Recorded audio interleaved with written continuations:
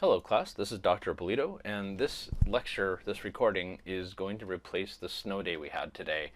And so I want you to watch this, and then there's going to be an online quiz I'm going to give you, and that'll all be the equivalent of missing today's class. So hopefully we don't have too many of these this semester, and we'll see each other on Tuesday.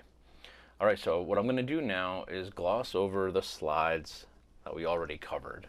These are the basic chemistry for Chapter 2. And if you remember, the first few slides here give you an outline of the things we're going to talk about. And then we started out by talking about the states of matter. We talked about solids, liquids, and gases, right? And so if you recall, solids are basically things that are arranged neatly at the atomic level, and they basically always have a shape.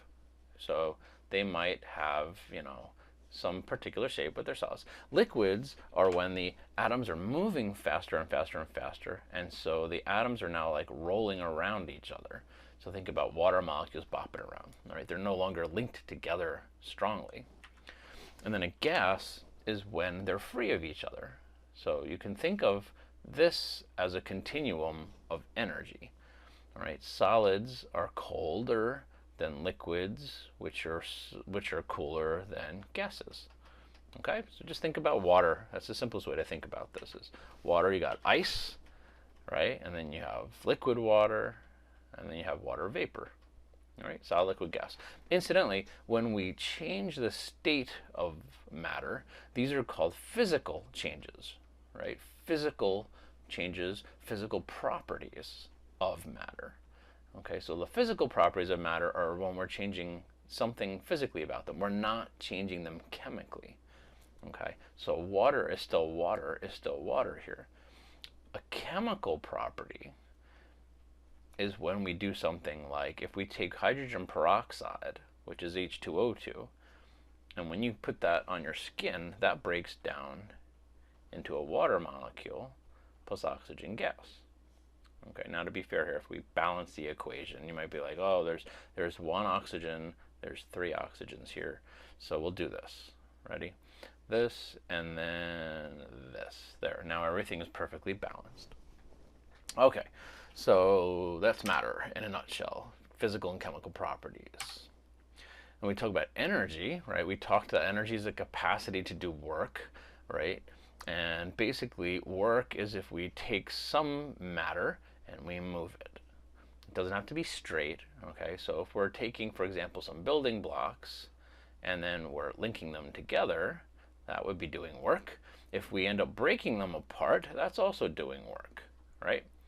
If we have a cell, right, and we move something out of the cell, that's doing work. If we put something in the cell, that's doing work. All the way inside the cell, if we're taking DNA and we're duplicating it so that now we have two pieces of DNA, that's work. All right, so cells are all about the work, and in order to do the work, they need energy. The energy we get in life comes from the sun, and the sun shines down on the earth, and on the earth we have things like the trees, and we have in the ocean, we have algae everywhere. And the trees and the algae we call the producers, and the reason we call them the producers is because they produce all of the high energy molecules that the consumers in turn eat. We're consumers. Okay? So there's the producers and the consumers, and that's how the energy flows through the system. That is life. Now there's two forms of energy. Well, there's two types of energy we talk about. There's the kinetic energy. That's the energy that's actually doing work at the moment.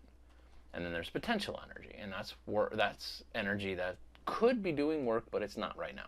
So think of the potential energy would be, say, take a mousetrap and coil it up, or perhaps charge a battery, or put water behind a dam, okay, put a ball at the top of a hill. These are all things that now have energy in them to do work with, but they're not currently.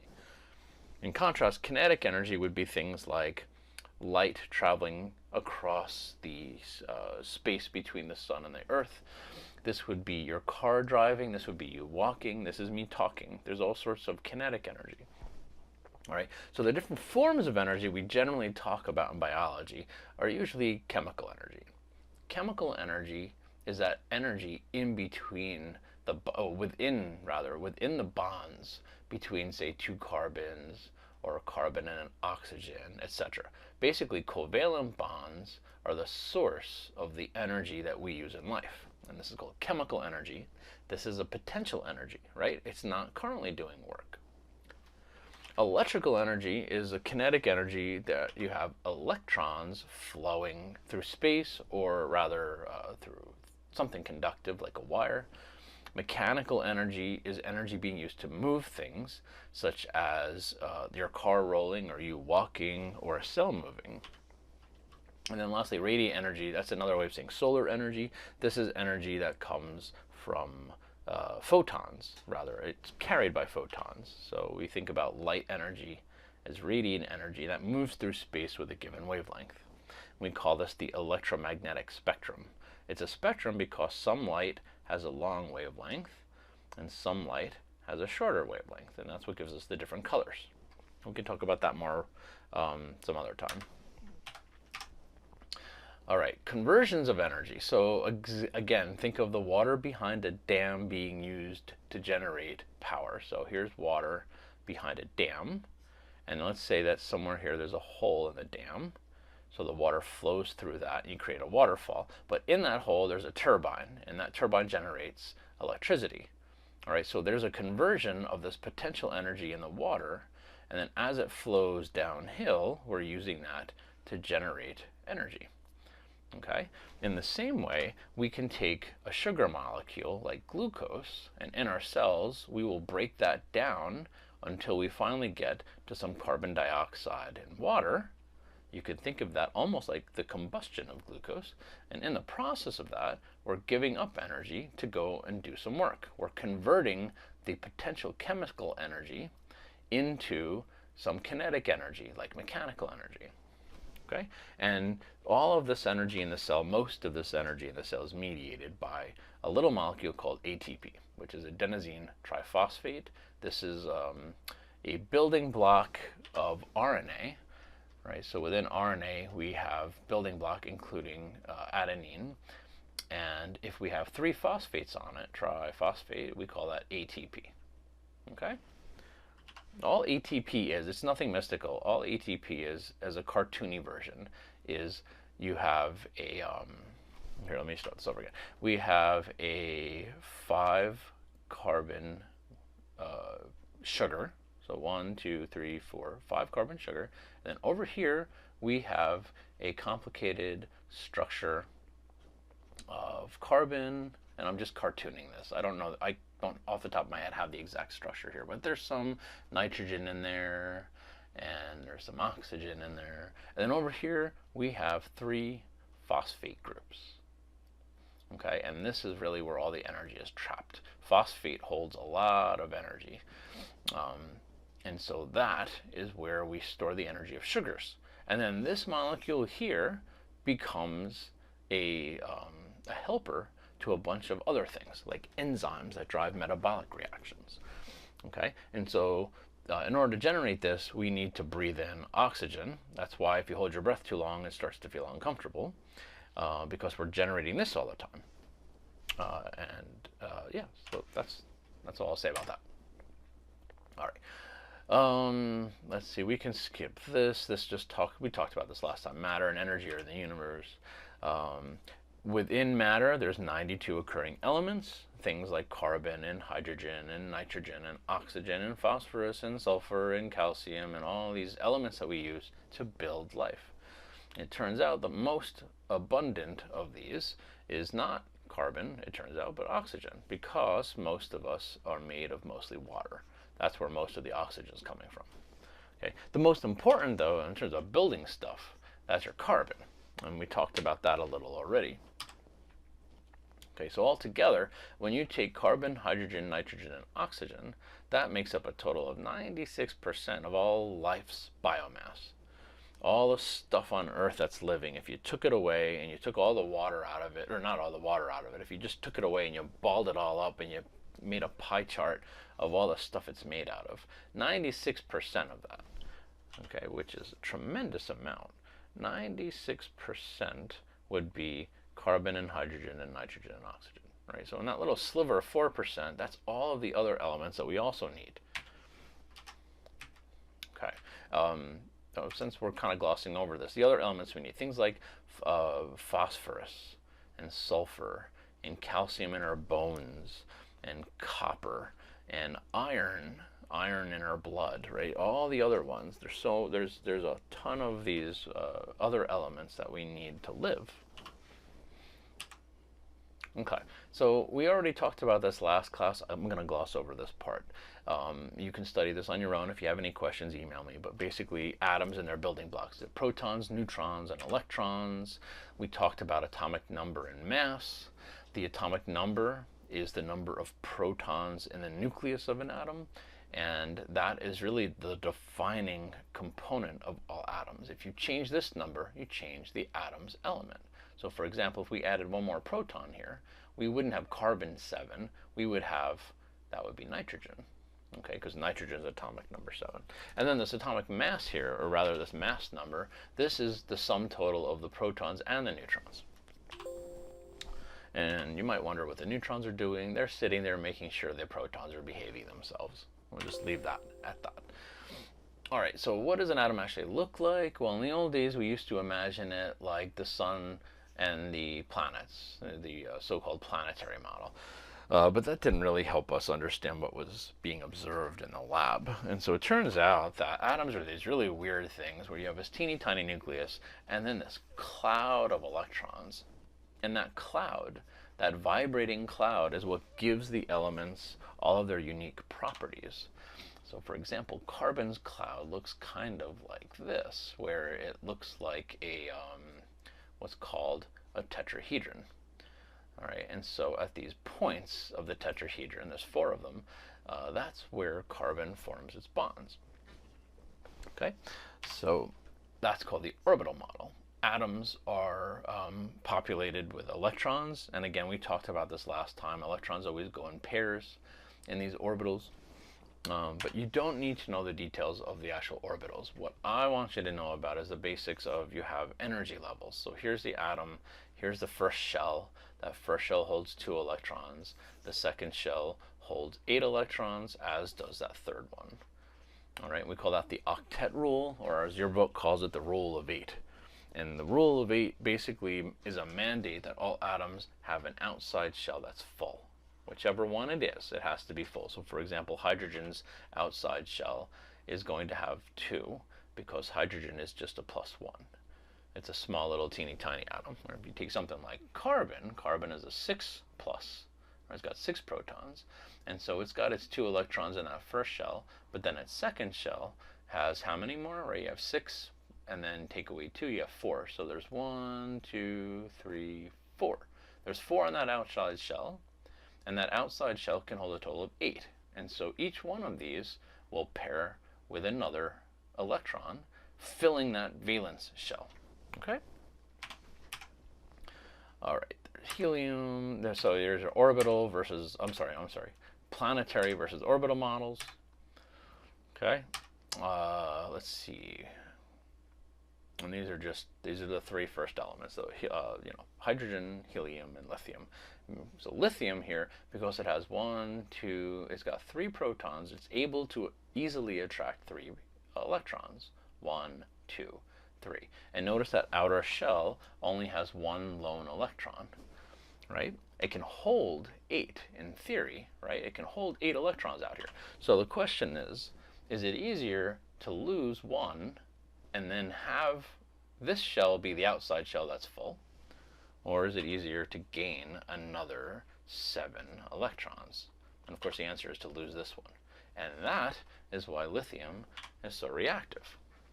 When it does lose this electron, so it'll look like this really, there's that extra proton here. And so when lithium loses this, it ends up with a net charge of +1, because each one of these is +1.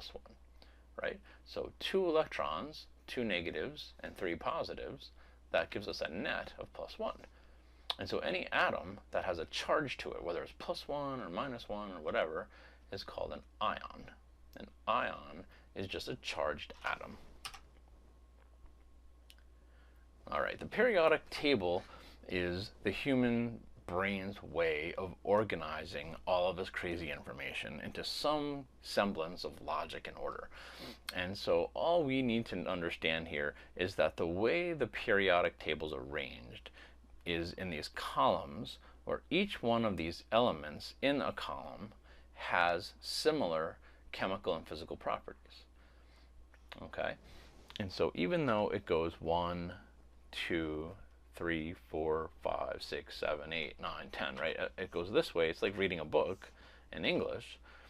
The reason it's arranged in this way is because as we go up in the numbers, the atomic numbers, so 1, 2, and then we get to 3, and hydrogen and lithium have something in common. And then 4, 5, 6, 7, 8, 9, 10, 11, and then sodium has something in common. 12, 13, 14, 15, 16, 17, 18, 19, right? So there's nothing magically different or special about 11 and 19. However, it just so happens when they're arranged in this way, sodium and potassium have similar chemical properties, and as does lithium, as does hydrogen. It turns out all of these have a single electron, one electron, in their outside shell. Okay, and so that's the basics of the structure of the periodic table. Oh, there it is again, bigger. Okay, now an isotope, we talked about these two. Isotopes are simply a family of atoms that all have the same number of protons, but differ in the number of neutrons.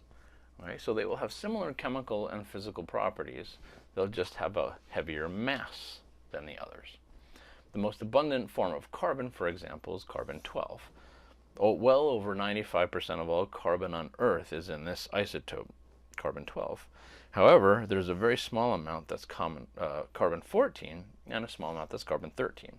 But what makes carbon-14 unique is that carbon-14 has a very specific half-life of 5,470 years. And every 5,470 years, half of the carbon-14 decays into nitrogen-14, which I can't type, or write rather. So this will decay into nitrogen-14. And when it goes away, we can actually calculate the starting amount and the ending amount, and then give an estimate of how old something is, up to about 50 to 75,000 years, based on the ratio of it having 12 to 14. If you're interested in carbon dating, you have any questions on that, I'd be happy to field them. But as a human anatomy class, we're going to move on. All right. So here are the isotopes of hydrogen, the common isotopes. So you can see this is just good old hydrogen. It's got one proton and one electron. Deuterium is one proton and one neutron, so it's a little heavier. And then tritium is 3. So what's interesting, one little fun fact here, is deuterium is used in nuclear power plants to make what's called heavy water. Heavy water is something that allows for very good heat dissipation in nuclear power plants. And what's really interesting from what I remember reading is we can't drink this and actually use it because it's physically too big. It won't go into our cells. So you'll drink this stuff, and if that's all you're drinking, you'll die of thirst because your body can't use it. Even though it looks like normal water, it's a little heavier, but it's not able to be used in our cells. All right, here, excuse me, here are the isotopes of carbon. And this goes down now to the discussion of radioactivity. So radioactivity, one way to envision that is if we go back to, say, tritium. Okay, these 3 little things bopping around in the nucleus compared to 1 bopping around the nucleus. Now, if you imagine instead of 3 things here, there's 14 things here, like carbon-14. And these things are vibrating and moving and have their own energy. And so what happens is, over time, as they're jostling around, every once in a while, one of them will get kicked out if the math doesn't really sit right. And that's really what radiation is, in a nutshell, is an unstable atomic nucleus. And every single isotope, every single radioactive isotope, we can't tell exactly when that's going to happen. But we can say on average it's going to happen at some rate. And that rate, we call that half-life. And every radioactive isotope has a different half-life. All right, so for example, radioactive phosphorus, P32, has a half-life. It'll decay. About half of it will go away, and I think it's somewhere around 36 days or something like that, maybe a little shorter. I don't remember the details, but you know, it's within a month or so. So when you buy this stuff, you have to use it or you lose it. In contrast, there are some isotopes of, say, I think polonium, that have half-lives of 1.2 billion years. And so we use these kinds of we use these kinds of isotopes to measure things like the age of the Earth and various rocks and fossils. All right, now we talked a little bit about electrons, and I want to kind of gloss over these other than just to say that electrons are what makes the world go round. Electrons are what is engaging in chemical reactions when we talk about chemistry. And when we learn about the chemistry and biology, it's really all about the electrons that are being engaged by, say, carbon, hydrogen, usually oxygen, and nitrogen. Those are the big, most important ones. So for example, in proteins, there's a lot of nitrogen chemistry, there's a lot of oxygen chemistry, and so the electrons being added or removed is what it's all about. Okay, so that's really, by definition, a chemical reaction is when atoms are being shuffled around through the interactions of their electrons. Okay, and so electrons themselves contain a various amount of energy. So if this is an electron, okay, and this is another electron, this electron has more energy than this electron. This electron has more energy than this electron, right? So let's say that we have a nucleus here, okay, and here's an electron flying around, and then here's an electron flying around. This one has more energy than this one. Okay, and so electrons can vary in the amount of energy they have. So we can talk about low energy electrons, and we can talk about high energy electrons.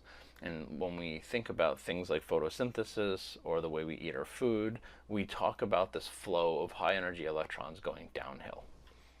Okay? All right, so chemical bonds are when atoms are engaged in interactions with their electrons. So the ones that are usually the most important are the ones on the outside, because they're the ones that really experience the forces of the universe. We call these the valence electrons. That word valence means strength. And so you can think of the valence electrons as the electrons with the strength to do the interactions. Okay? And so the number of electrons around the atom basically determines what's going on, if it's going to react or not react. Okay, so the actual chemical reaction is when we either steal or gain electrons, or sometimes share them. All right, and so we talk about chemical bonds. Let's see. Okay, so we talked about the electron shells, and again, you guys studied this in your book. You answered questions on your homework. We talked about this. This is really a little bit beyond the scope of the class. Just know the very basics of this stuff. All right, so again, we talked about the 2, and then the 8, and then the 8. All right, now this is actually a typo in your book. I talked about this in class. Your book, or actually, I don't know if it's in the book or if it's just in the canned PowerPoint that they push out, but which I derived some of this from. And so you can see here, there's a total of 18 electrons if all 3 of these shells are full, right? So here, think of it this way. Here's the first shell, that holds 2. Here's the second shell, that holds 8. That's a total of 10. And then you have another 8 out here. So 10 plus 8 is 18. So somebody made a mistake doing the counting. The third shell and the second shell both hold 8 electrons. And these 3 shells are important to us because they're the ones involved in most biological chemistry. Okay? Atoms that are inert, meaning they don't react. The inert elements, these are elements that we call the noble gases. Things like helium and neon and argon and krypton. And the reason they're inert is because they already have a full shell. They don't need anybody. They can just live by themselves and they're just happy. All right, let's talk bonding now. We talked in class, I gave you an analogy of a bully stealing money from a kid, and that kid was my son Jack. And when the thievery happened, right? So you have, let's say, here, let's give you the real world example here. I'm going to skip this slide and get right to, hold on, let me get to, here we go. Here's sodium chloride. All right, so sodium here, sodium has a single electron in its outer shell. In contrast, chlorine has 7. And so it's so easy for chlorine to just receive an extra one, and it's so easy for sodium in turn to lose the 1. And so when sodium, sorry about that. When sodium loses this, okay, you can see down here it's lost it. It's now positively charged. And when chlorine gains it, it's negatively charged. Okay, why is it negative? Well, remember, in the chlorine nucleus, there's protons. And in this case, there's more protons here. I'm sorry, there's fewer protons here than there are electrons. Okay, it's accounting. You add up the plus charges and the minus charges, and you get a net. And so in the case of sodium, sodium has 1 more proton, so it's plus 1. Chlorine has 1 less electron, so it's negative 1. This plus and this negative attract each other. Okay, and if you remember, I told you that atoms with a charge are called ions. So this kind of bond is called an ionic bond. And these are bonds we see in salts. These are bonds we see in metals. This is what causes things to be conductive, allowing electrons to flow through the systems. All right, so that's the ionic bond. Covalent bonds, if you break that word down, there's co and then valence. These are atoms that share electrons in their valence ring. Okay, and so 2 hydrogens together is a beautiful example of this. Each one of these protons can attract a single electron, but that valence shell, that outer shell, can hold 2. Okay, and all atoms want that valence shell to be full. And so in this configuration, you can see each one of these hydrogens is happy because each of them has a full valence shell so long as they share that pair. Okay, and so you have H2, and then you have O2, and you have N2. These are what we call the diatomic elements, because in oxygen, when you run this, oxygen actually shares 2 pairs of electrons. It's got a double bond. And then nitrogen, in contrast, has 3. Okay, so it shares 3 of its electron pairs. All right, oh, so there's oxygen. You can see it's sharing its double bonding. Okay, and this is the very oxygen that you breathe. And then let's see. In this slide, they're talking about the fact that the electrons are being shared evenly throughout both atoms. And so these are called non-polar covalent bonds. When you see this word polar, just think of Earth, right? And, you know, it's got the North Pole and the South Pole. There's poles. Think about magnets, right? You have the North and the South poles. Polarity is when you have sides that are different from each other. And so a non-polar molecule won't have these differences. They're more symmetrical. Everything is the same everywhere. All right? So there's no charges. There's nothing different here. In contrast, when you take 2 elements that differ in the way they pull on electrons, so oxygen loves electrons, it's going to tug those electrons closer and closer to itself. As a result, even though it's sharing those electrons, it's not strong enough to steal them. It's not like chlorine, where it stole the electrons from sodium. It's tugging on these, but it's not strong enough to rip them. And so as a result, you just have the electrons spending more time around oxygen and less time around hydrogen. So as a result, this side of the molecule, okay, so if you draw the molecule, think about this here. This is a water molecule and then a space-filling version of it. Okay? This side here is slightly negative, and this side here is slightly positive. And so the hydrogens are slightly positive, and the oxygens are slightly negative. And you see this sigma here? I'm sorry, that's not a sigma, that's a delta. Oh boy, I'm terrible at drawing Greek letters. Okay, delta negative or delta positive. This means a little.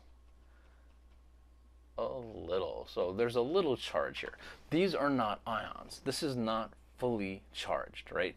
This molecule has the same number of protons and electrons. They're just not shared within it evenly. The cloud's a little bit more over here. Why is this important? Because between two water molecules, you can see there's a slight attraction between the slightly positive hydrogen and the slightly negative oxygen. These are called hydrogen bonds. And this is what gives water its unique chemical properties.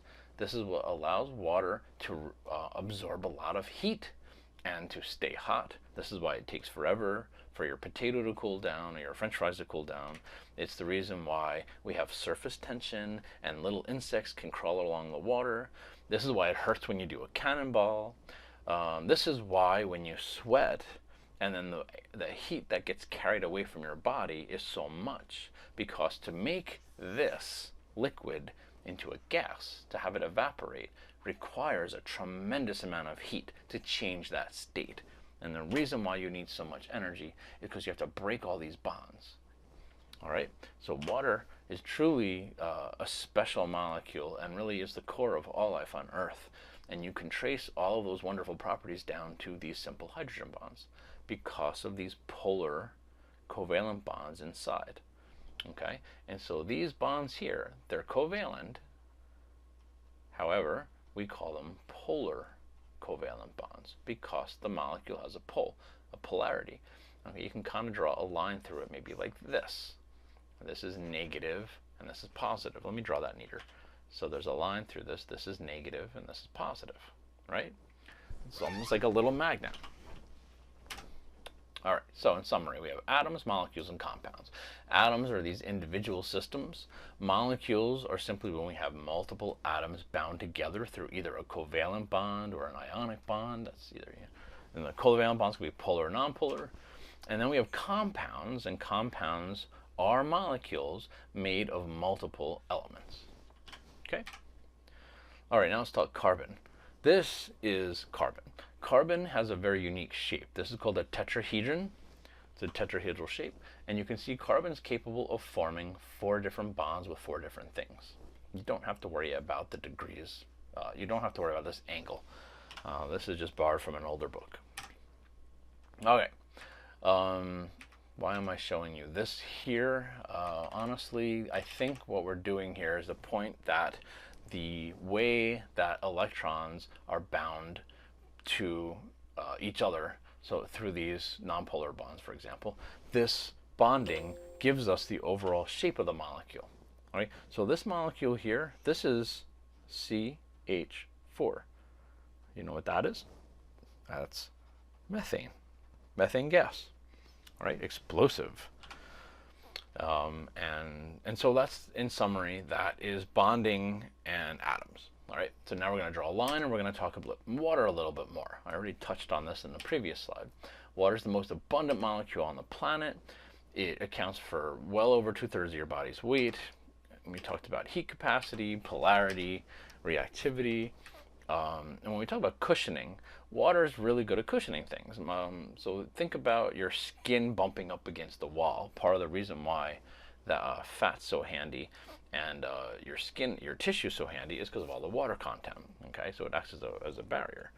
Also, if you think about your brain in your skull, okay, there's fluid surrounding it.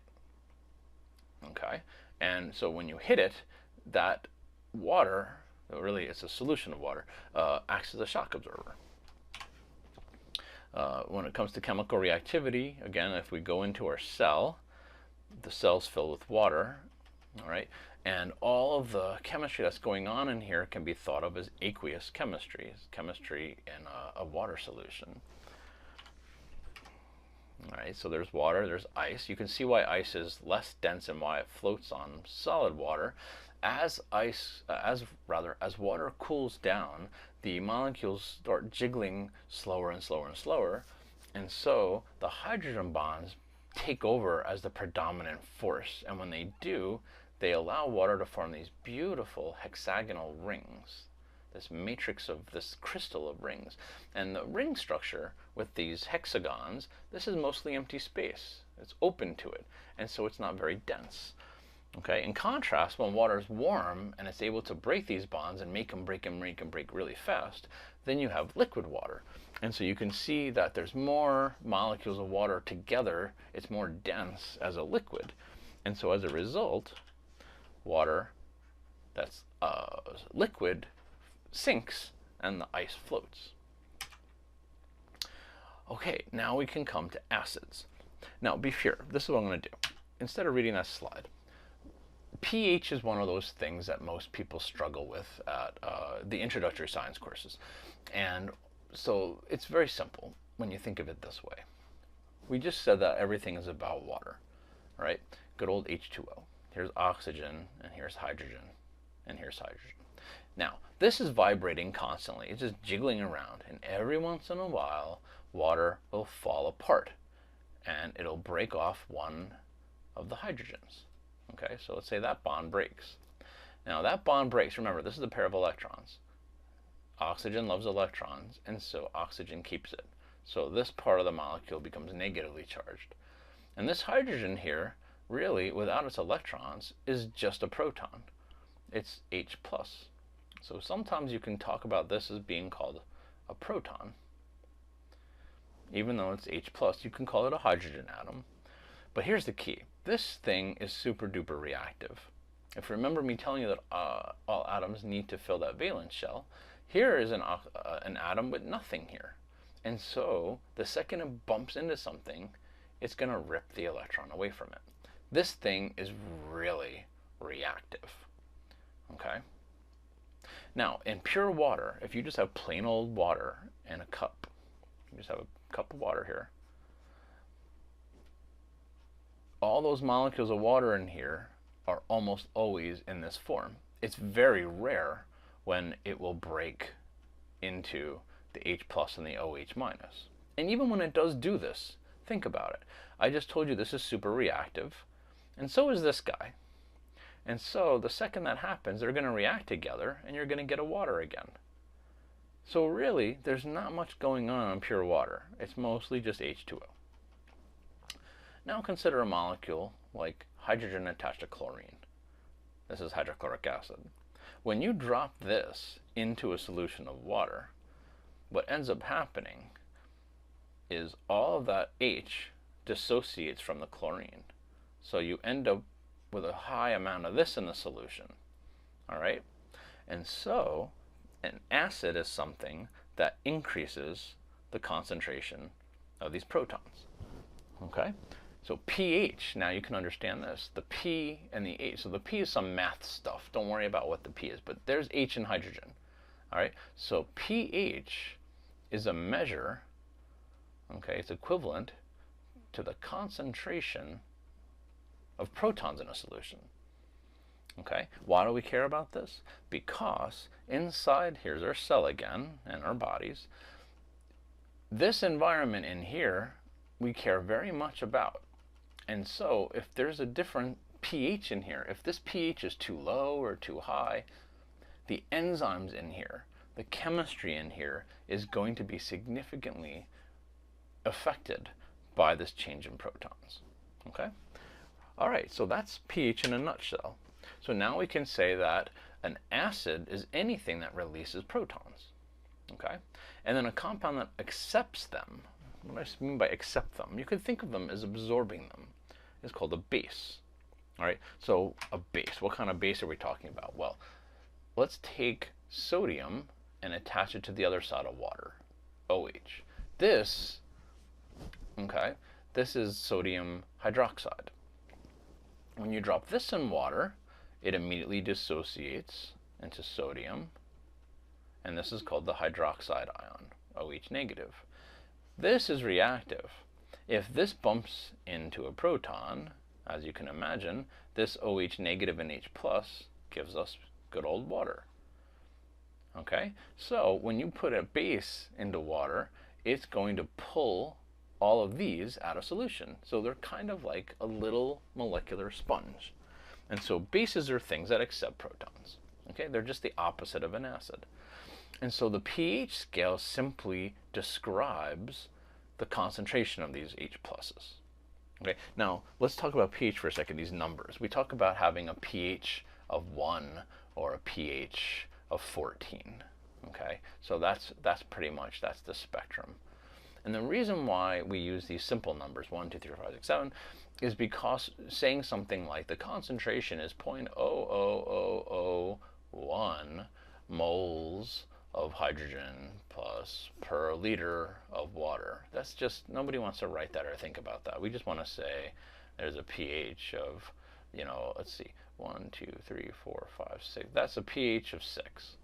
All right, now do you see what I just did there? I counted those numbers. So if we do 1 times 10 to the negative 6, okay, that's a tiny number. That's what this is. That's 1 times 10 to the negative 6. All pH is this number here. Okay, it's not even with the negative sign.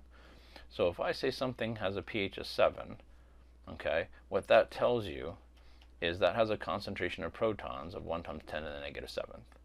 All right, so a pH of 6 now is going to have a concentration of 1 times 10 to the negative 6th. Okay, so this difference here might not sound like a lot. Oh, it's just one number, 6 and 7. But that's the difference between, say, 0.01 and 0.1. Okay, that's the difference between 1 and 10, or 10 and 100, or 100 and 1,000. These are factors of 10, orders of magnitude. We're going up exponentially. And so the pH scale is an exponential scale. Right, why? Why is it like this? Well, because when we take cells and we take all of life and we take all of chemistry, we take anything that we observe in nature, it just so happens that there's a huge range in this concentration, all the way from 1 to 14. Okay, and so that's why the scale's so broad. It helps us reduce this huge range of things into a number that we can easily write. So pH is just scientific shorthand, like scientific notation. Okay? Okay. So now that we understand that, we can look at some common things that we see around in the house. So for example, milk has a pH of 6.3. All right, or 6.3 to 6.6. So you can see it's slightly acidic, right? Because it's beyond the neutral pH of 7. Okay, in contrast, egg white's a little bit alkaline or basic. Right, then we have bleach and ammonia and oven cleaner, sodium hydroxide. And then we go the other way. Okay, your coffee is a pH of 5, wine's down to 2.5 to 3.5, lemon juice and gastric juice, that's the juice in your stomach, right? Just think about that for a second. Lemon juice has the same pH as what you're digesting your food with. You don't want to gargle with that stuff. And then lastly, you got hydrochloric acid, which is just a pH of 0. Which means that all the water in here, rather, there's just so much proton, pure proton, basically. All right. All right, here's a nice little summary your book has. You can see, so basic solutions are solutions that have mostly this OH and not much of the H+. Neutral solutions have about an even amount of these. And then acidic solutions have more of the protons. Okay? Now, a buffer. I'm actually going to take a break here, and then I'm going to come back. All right, now I can spend a lot of time talking about pH and acids and buffers and strong acids and weak acids and all this, but really for the purposes of our learning here in anatomy and physiology, I want to just make sure you understand the basics here. Basics, get it? No pun intended. Ugh. Okay, so buffers, I want you to just think of a buffer as some compound. Okay, so it's like an alcohol or a ketone or an aldehyde, or it's some chemistry. It's a compound that when it's added to water or any solution, okay, when that buffer is added to this, it's going to spread around, and what it does is it prevents dramatic changes in pH. Okay, and this is important because in a cell or in your body, when you have chemistry going on in here, a lot of that chemistry gives off charged molecules, ions. They give off H+, or they give off hydroxide ions, or they absorb them. Okay, so there's this constant movement and change in this charge environment inside the cell, inside your blood, inside your tissues, and buffers prevent those dramatic changes from happening, because if they did, if your blood wasn't buffered, then when you ran and your body started metabolizing food faster, your blood pH would drop precipitously, and that would lead to death, basically. Okay, because the whole key here is managing your metabolism. Okay, your metabolism is driven by enzymes. And all enzymes, these are just this three-dimensional folded up thing, we'll talk about these more later. All enzymes do is they allow chemical reactions to happen in a controlled manner. And all enzymes have their own favorite pH. And so if the pH is different for this enzyme ends up denaturing or falling apart. It turns into a oozing mass that's functionless. And that's bad for our metabolism. Okay, that's why we care so much about acid bases and pHs. It's all about our metabolism.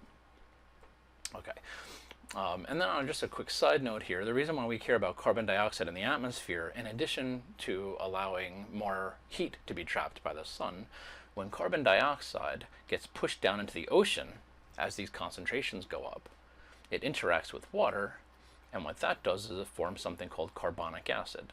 Carbonic acid is the same acid that you drink when you drink soda, Pepsi or Coke or Diet Coke or Pepsi or seltzer water, anything that's effervescent, that's fizzing, has carbonic acid in it. And the problem with this is, as the ocean increases in its acidity, as carbonic acid levels rise in the ocean, this impacts all life that uses calcium carbonate. So if you think of, say, a coral, corals build these bodies out of calcium, and that dissolves basically in low pHs. Okay, so one little test you could do is get a seashell and drop it into a cup full of your Pepsi and let it sit for a few days and see what happens. You'll see the etching occur. Okay, so that's the environmental connection here. All right, now we're going to shift gears completely. So far at this point in time, we've talked about atoms, and so you should have some kind of understanding of bonding.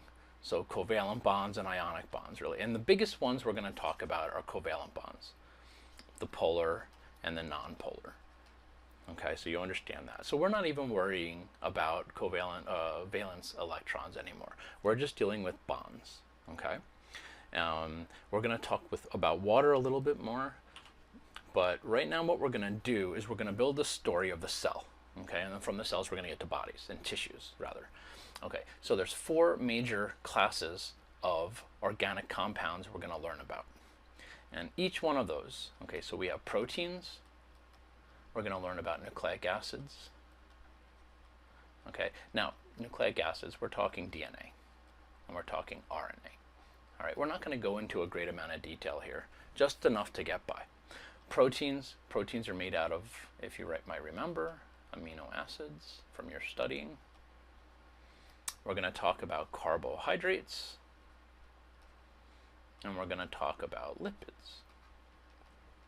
All right, now 3 out of 4 of these guys here, all obey a same basic concept that we're talking about on this slide, the idea of polymers and monomers.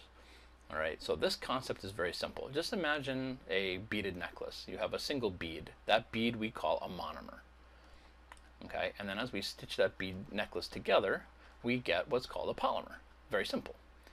Each one of these has a monomer and polymer, and there's different polymers sometimes. So for example, we'll learn about starch, and we'll learn about glycogen, and we'll learn about cellulose. Those are different polymers of carbohydrates. Proteins are all the same. They have a single type of polymer, that's called a polypeptide, and all that is a chain of amino acids, which in turn we call the monomers. And then the nucleic acids are built from monomers called nucleotides. Nucleotides. All right, you might be familiar with A, T, C, and G, the language of DNA. So understand that each of these letters corresponds to something we'll learn about later, the various monomers that build up the DNA. Okay, you might even know that the thymine, the T in DNA, is replaced by a U or uracil in RNA. Okay, and again, we're not going to get into any great detail here because this is an anatomy class. This isn't a general biology class or a molecular class. That said, if this is something that interests you, please, I encourage you to reach out and email me. I have some other videos that might show some of this in a little more detail if you like this stuff. Okay, so just to summarize, we're going to learn about biological molecules, the stuff that builds up cells and bodies.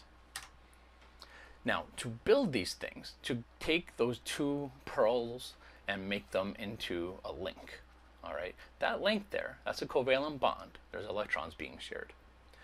And all of those, the proteins, the lipids, the carbohydrates, and the nucleic acids, they're all built in the same basic way.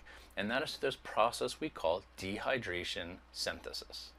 All right, and the basic idea here is that we take a monomer, whatever it is, and one of those monomers has an OH sticking out of it, and the other has a hydrogen sticking out of it. These are just part of the compounds themselves, and we'll see various examples of this. And there are enzymes that will take this OH and this H, they will break these bonds right here, and they will pull them out. And so we can form water. There's your H2O. Okay, now so you see we've removed water from the system. That's why we call it dehydration. Okay, we've dehydrated it. In the process of pulling these off, these two things bond together. And so the important product here that we're considering is the new linkage between those monomers. And so it's called synthesis because we're building something. And we can continue doing this by continuing to pull water out of the system. Okay? That's how we build proteins, that's how we build carbs, etc. Okay? So here's just another cartoony version of that. Your monomer 1. So this could be an amino acid, and this could be an amino acid. This might be glucose, and this might be glucose. All right, and then this new thing here, if these were two amino acids, this would be called a dipeptide. We do two peptides, even though this isn't called a peptide, it's called an amino acid. But so there's your dipeptide. If this was glucose and glucose, this would be the disaccharide maltose. Just as simple examples here. The opposite of dehydration synthesis is called hydrolysis. Hydro, water, and then this word lysis, which means to break. Okay, we don't say hydrolysis, we say hydrolysis. And so hydrolysis is when we go backwards. We take that bond and we break it by just adding water. Okay, if you've ever fried eggs and you have your frying pan on the stove and it's dried up at the end of the day and you get home, what do? You throw it in the sink and you run some water on it and you let it sit. The water breaks up the bonds that have attached it to your the non-stick Teflon or the iron, whatever. So what we're doing here is we're just doing the opposite chemical reaction. See, it's just like the last slide, except it's the other way around. And so we're breaking with water. These are the chemical reactions that our cells use to eat, right? So if we have, for example, glucose, our cells will break glucose down in a process of hydrolytic reactions, and the products will be plain old carbon dioxide and water, right? Okay. And so here's an example. There's, say, that's lactose. All right, you like your milk, your yogurt, your sugar, or your milk, your yogurt, your ice cream. And if you have an enzyme in your stomach called lactase, the lactase can actually break that bond. So you would say lactase is a hydrolytic enzyme. Okay, so it's a protein that catalyzes the reaction of lactose being broken down into, in this case, glucose and galactose. Okay, you don't need to know the details of these, but I'm just giving you an example for context. All right, this could also be two amino acids, and this could be the individual amino acids being broken down. And so like when you eat proteins and your body digests it, this is one way to break down the amino acids. All right, so hydrolysis. So we have dehydration synthesis, dehydration synthesis. Okay, those are our building reactions. We have hydrolysis, our breaking reaction. All right, so dehydration synthesis would be going from this monomer plus this monomer to this. Okay, and then hydrolysis would be going from that to that. All right, now you might remember these words: catabolism, okay, and anabolism. Together This is your metabolism.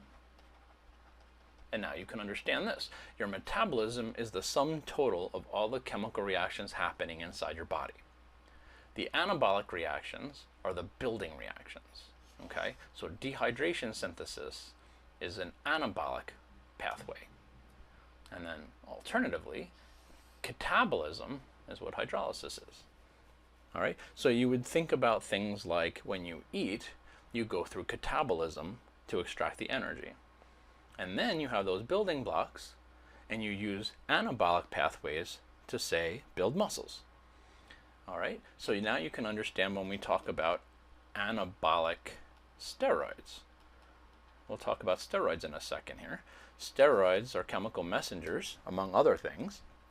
And so there are some chemical messengers that tell your muscle cells to grow. And so these would be the anabolic steroids. All right, now let's dig into the details a bit. So the carbohydrates. The carbohydrates are by definition any molecule that is basically water with a carbon, right? Carbohydrate, water, right? So you can define it this way. Any molecule that has carbon, hydrogen, and oxygen at a ratio of 1 to 2 to 1, right? Water, H2O, 2 to 1. And then put a carbon there, 1. So 1 to 2 to 1. All right, so carbohydrates. And the way we classify them or organize them is according to both their size and how soluble they are in water. So we have the monosaccharides and the disaccharides here. Mono meaning 1 and di meaning 2. These are your simple sugars. All right, we've all heard of our simple sugars and how they're not exactly healthy for us, especially not in moderation. You got your grape juice and your soda and your candy, right? Those are all simple sugars. But what you might not realize is that fruits also have those. Your disaccharides are found in your strawberries and your apples and bananas. All right, so we collectively call these simple sugars because they're small molecules. They're relatively simple. Okay, the function of these is to store energy in the short term. All right, so glucose, for example, is a monosaccharide that our cells use to extract energy from to make energy molecules like ATP. All right, disaccharides, in contrast, are used by plants to transport sugars throughout their bodies. All right, so if you think of a tree, the way trees distribute their energy throughout the system is in the form of disaccharides flowing through those veins that trees have, the xylem and the phloem. Okay. Now, polysaccharides are basically, you can think of them as having two functions. The polysaccharides, both there's energy storage in the longer term. Okay, so think of starch, think of a potato, think of a French fry. Okay, that's starch. And then we also, in our cells, so here, so starch, and that's usually, that's always found in plants. Okay, in humans and mammals, we store glycogen. Okay, so that's in animals. Both of these are used to store energy in the short term. In addition to energy storage, polysaccharides, so that's the first role. The second function they have is for structure. They're structural things. So for example, if you take a leaf, all right, a leaf cell, all those cells in there have a cell wall made of cellulose. Okay, this is what your paper is made out of. You don't eat that. I mean, you could eat it, and that's what what's fiber is, basically insoluble fiber, but you can't extract energy out of this. All right, and that has to do with the way the bonds are between the monomers, the monosaccharides. And then in addition, you might have heard of something called chitin. It's not chitin, it's chitin. And chitin is what is on, say, the shell of like a horseshoe crab. My very poorly drawn horseshoe crab here. All right, horseshoe crabs, crab shells, insects, right? Their exoskeletons are made out of chitin. All chitin is a modified sugar, and I'll leave it at that. Okay? So here's a monosaccharide. You can see in this case there's 1, 2, 3, 4, 5 sugars. I'm sorry, carbons. Okay, so this would be called a pentose sugar. Okay? In contrast, we have the hexose sugars, which is what we're really going to talk about. And this diagram's not great because this shows us only 5 carbons. So let's do a 6th one. So 1, 2, 3, 4, 5. We're going to go up here, 6. Okay, so there's 6 carbons there. And so this would be hexose, or rather a hexose sugar. The hexose sugars include glucose, which is blood sugar, okay, and then we also have fructose or fructose, galactose. All right, so those are our 6 carbon sugars, the hexoses. Ribose and deoxyribose, those are 5 carbon sugars, the pentoses, which is what this is. And pentose sugars are found in nucleic acids, like DNA and RNA. Okay, and we'll talk about that later. So this is too much detail. I'm not going to expect you to know this, but you can basically have closed shapes like what this is showing you, but you can also have carbons that are open shaped. In other words, they're not a closed ring like this, they're open. Okay, you don't have to worry about this level of detail though for my class. The other thing is there are triose sugars, and these are involved in things like intermediates in metabolism or in photosynthesis, and those are also beyond the scope of this class. All right, so here's a disaccharide.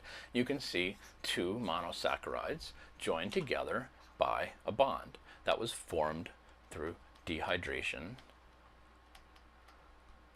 synthesis. Okay, and so this disaccharide is simply 2 monosaccharides linked together. And there are 3 main disaccharides we find in nature. Sucrose, or sucrose, is also known as just SUC. So sucrose is table sugar. This is the stuff you put in your coffee and your tea. Lactose is the milk you find in mammary glands. And maltose has a couple of functions. Maltose is generally what it's the intermediate product of breaking starches down, for example. That's the one big place I know about it. Okay, and so what are these made out of? Well, so if you take glucose, okay, they all have glucose. So this is always glucose. Now what's this one? Well, it's glucose and glucose. Okay, that makes maltose. If it's glucose and fructose, and that gives us lactose. I'm sorry, sucrose. Sucrose. Okay. So glucose plus glucose gives you maltose. Glucose plus fructose gives you sucrose. And then glucose plus galactose, okay, galactose, that gives us lactose. Okay, oops. Okay, so these are your 3 disaccharides. Excuse me. All right, and so here's an example. There's glucose plus fructose giving us sucrose, and water as a side product. Okay, and so that's dehydration synthesis. And then when we break it down in our stomach, or actually in our mouths, we can do this too. We break sucrose down into fructose and galactose. Actually, I take that back. I don't think we have the enzymes in our mouth to do this. These are in our stomach. The one we have in our mouth allows us to break down starch, which we'll talk about in a second. These are just polymers of glucose. We can break starch down into maltose in our mouth by the enzyme, I think it's maltase. No, that's not true either. I can't remember off the top of my head the name of the enzyme. I should have this in my head by now, but I don't, and I apologize. Okay. All right, so now the polysaccharides. The polysaccharides are branches or unbranched chains of the monosaccharides. Now, almost all of them, except chitin, is glucose, chains of glucose. So that's a simple thing. You don't have to remember galactose or fructose for this. Just big long chains of glucose. All right, hundreds or thousands of them. They're very large molecules. They're not soluble in water. All right, they can retain water, but they're not going to dissolve in water. Right? Take a French fry and put it in a glass of water, and a couple days later, it'll just be this big soggy mess. But it won't be gone. It won't be a solution. Right? So they're insoluble. And they universally function as storage products, or, and this slide doesn't include that, which is, hold on, let me just jump ahead. Do we see? All right, I think so. We're oversimplifying things in this book a bit. They don't just function as storage. That's one of their main functions. I said it earlier in another slide. They also function as structure. Okay, and so for the purposes of our work here, the energy storage ones we'll just say are starch and glycogen. Okay, so starch looks like this when you make it into a very, very big polymer. All right, so these things actually form helices, and then these are just beads on a string, and each one of these beads is glucose. Okay, so that's starch. And then glycogen is like that. However, there are lots and lots of chains. All right, so that's what makes them different, starch and glycogen. Right, so in our liver, we store about 2 pounds of this stuff a day if you have a nice big meal. And we use that in about, if you start running, you'll use it up in about 20 minutes or so. Okay, the other polysaccharide we can learn about, okay, which is not a storage one, is cellulose. And cellulose is it doesn't do this. Instead, I'll draw it again here. Cellulose forms these stacks that are connected by hydrogen bonds. And the reason why that's important is they form these tubes, these microfibers, okay, that act kind of like big cables. And so now you can imagine wicker or some kind of flat planar molecule that almost looks like cloth.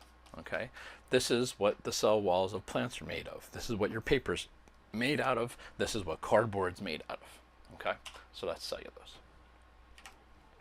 All right, now we're going to move on from carbohydrates to lipids. So if you want to take a break, and I'm just going to pause for a second.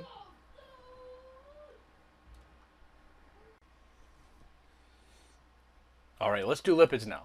Lipids, by definition, are any biological molecule that doesn't like water. It's that simple. So they're hydrophobic.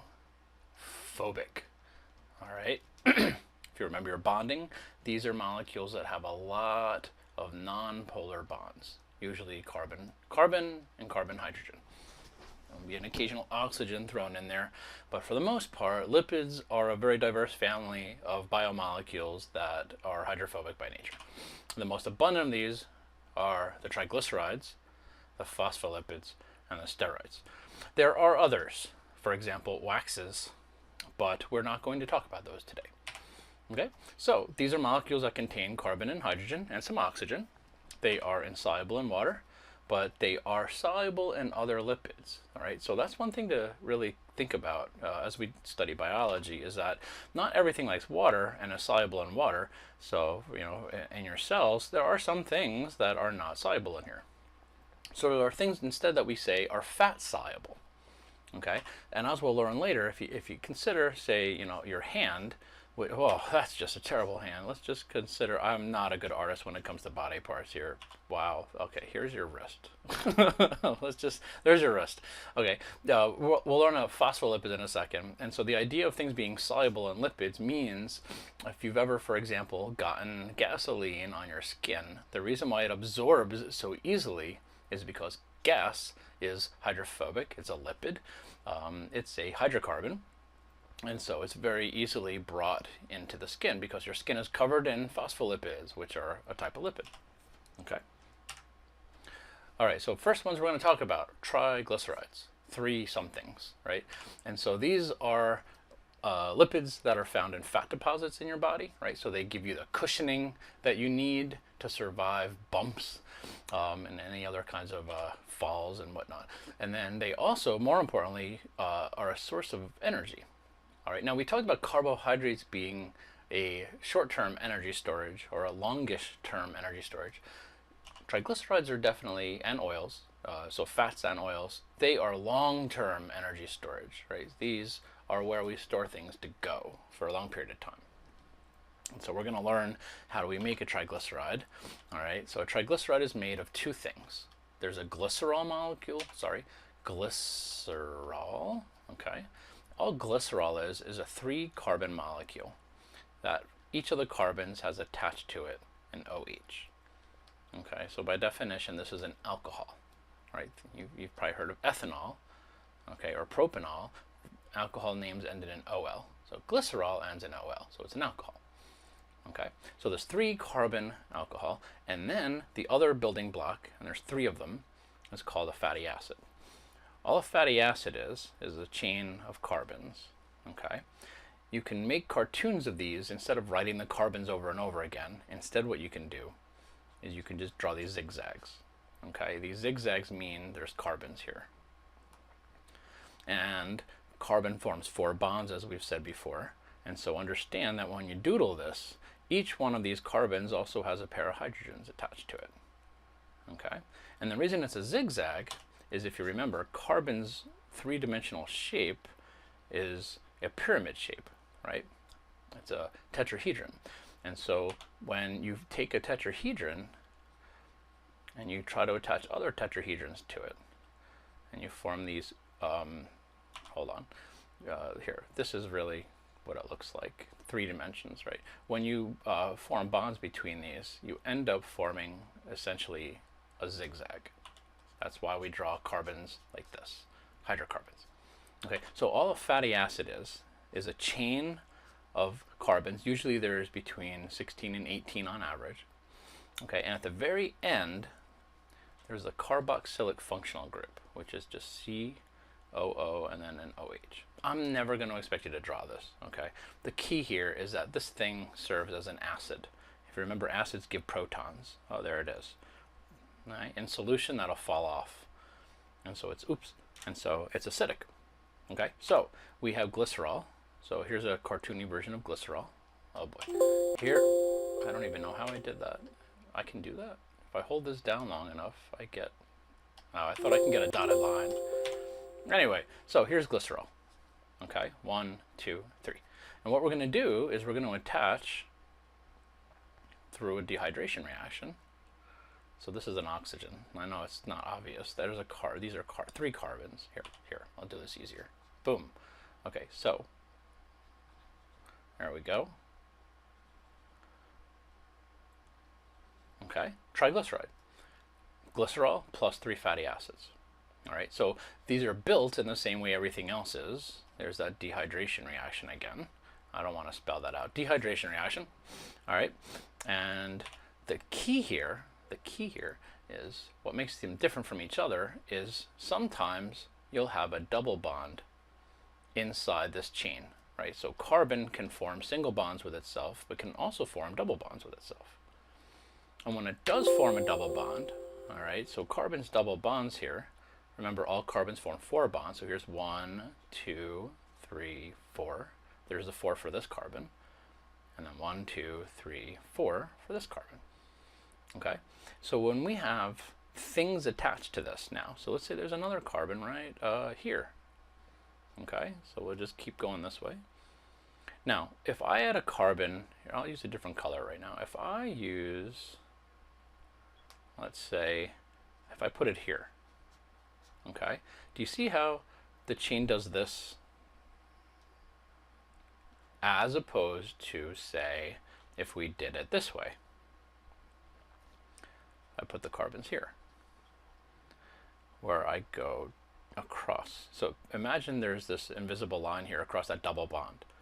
Okay, if I add the carbon skeleton so that they're on the same side of that invisible line, it's called a cis bond, cis for same.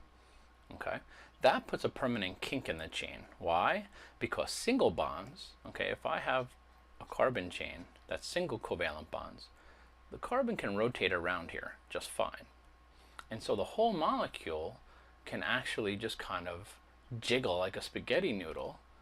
And if that's the case for all 3 of them attached to the glycerol, they can stack very nice and neatly, and that makes them solid at room temperature.